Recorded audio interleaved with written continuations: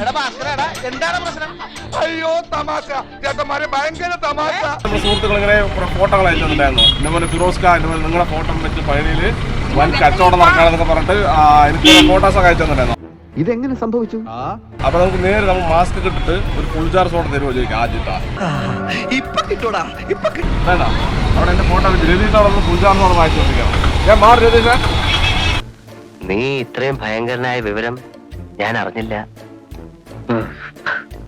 അക്ക എന്റെ ഫോട്ടോ ആരക്കാ അറിയില്ല, അറിയില്ല പറഞ്ഞു. തളരരുത് രാമകുട്ടി, തളരരുത്. കലാകാരനല്ലാത്തവരെ സമൂഹം അംഗീകരിക്കില്ല. നീ സമാധാനിക്കും.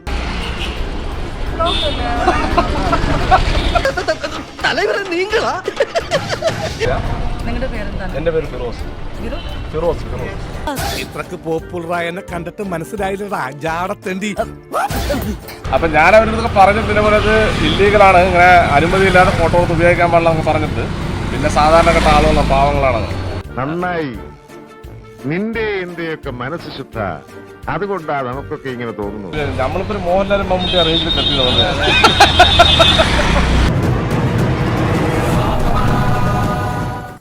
പിന്നെ ഒരു കാര്യം ചെയ്യാം, പോയിട്ട് രാവിലെ വരാം.